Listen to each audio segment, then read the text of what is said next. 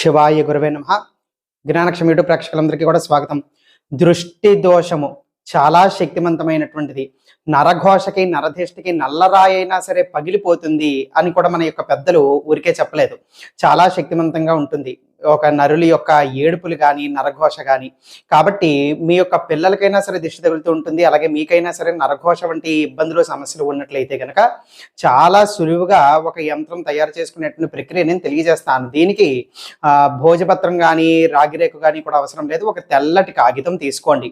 తెల్లటి కాగితము, అలాగే దానిమ్మ పుల్ల, అంటే దానిమ్మ చెట్టో దానిమ్మ మొక్కో దానికి సంబంధించినటువంటి ఒక పుల్ల తెచ్చుకోండి. ఇప్పుడు ఇదేంతో యంత్రం వెయ్యాలి అంటే పచ్చకర్పూరము, కస్తూరి, అలాగే గంధము. ఈ మూడు కూడా మనకి పూజా సామాగ్రి షాపుల్లో దొరుకుతాయి. పచ్చకర్పూరము, కస్తూరి, అలాగే గంధము. ఈ మూడు కూడా చక్కగా కలిపి కొంచెం నీటి చుక్కలు వాడి పేస్ట్లా తయారు చేసుకుని ఈ యొక్క దానిమ్మ పొల్ల అనేటువంటిది వాడి ముంచి నేను చూపించబోయేటువంటి ఈ యొక్క యంత్రాన్ని జాగ్రత్తగా కాగితం మీదన వేసుకోండి చిన్న మాదిరిగా. ఈ విధంగా వేసుకున్న తర్వాత మీ యొక్క పూజా మందిరంలో చక్కగా మీ యొక్క దేవుడి దగ్గర పెట్టుకొని మీకు ఎవరైతే ఇష్టమో మీ యొక్క ఇష్ట దేవుడు ఎవరైతే ఉన్నారో వాళ్ళకు ఒక్క మారు తాకించండి. ఆ యొక్క విగ్రహానికో ఫోటోకో పటానికో దేనికో దానికి తాకించి వాళ్ళ దగ్గర పెట్టండి. చక్కగా నమస్కారం చేసుకోండి. మీ యొక్క ఇష్ట దేవుడిని తలుచుకొని దీపారాధన చెయ్యండి. అగరబత్తి ధూపం అనేటువంటిది వెయ్యండి. ఒక కిస్మిస్ పళ్ళో పట్టుకి వెళ్ళమో ఏదో ఒకటి నైవేద్యంగా పెట్టండి. చక్కగా ఆరతి ఇచ్చుకోండి.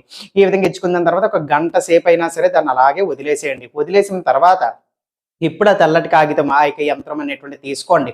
చేతిలో పట్టుకొని మీ యొక్క ఇష్టదేవుడిని తలుచుకొని నమస్కారం చేసుకోండి. నరదిష్టి నరఘోష నాకు తగలకుండా రక్షించు అని చెప్పి ఈ విధంగా నమస్కారం చేసుకున్న తర్వాత దాన్ని జాగ్రత్తగా చక్కగా మడిచేసి చుట్ట పెట్టేసి చిన్నదిగా తయారు చేసి ఏదైనా కూడా ఒక ఖాళీ తావీజు తీసుకోండి. ఇవి కూడా మనకి పూజా సామాగ్రి షాపుల్లో దొరుకుతాయి. తావీజులను అడిగితే ఇస్తారు ఖాళీవి.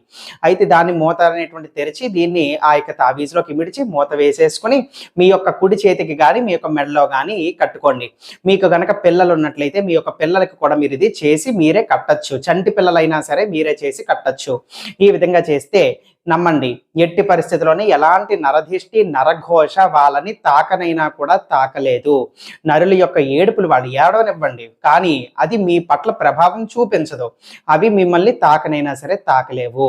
అర్థమైందా? ఆ యొక్క యంత్రం అనేటువంటిది చూపిస్తున్నాను, చక్కగా చూడండి. ఇది ఆ యొక్క యంత్రము. తెల్లటి కాగితం మీదన దానిమ్మ పుల్ల అనేటువంటిది వాడి పచ్చకర్పూరము, గోరోజనము, గంధం అనేటువంటిది కలిపి మీరు వెయ్యవలసినటువంటి సంఖ్యా యంత్రం ఇది. ఇది పూజా మందిరంలో పెట్టుకొని మీకు ఇష్టదేవుడిని తలుచుకుని నమస్కారం చేసుకోండి. దీనికి అటువంటి శక్తి అనేటువంటిది లభిస్తుంది. ఏమి యంత్రము కూడా సందేహం లేదు. ఈ సంఖ్యలలో ఈ యొక్క యంత్ర ప్రకారానికి ఉన్నటువంటి శక్తి అది. అర్థమైంది కదా? సర్వే జనా సుఖినో భవంతు. శివార్పణమస్తు.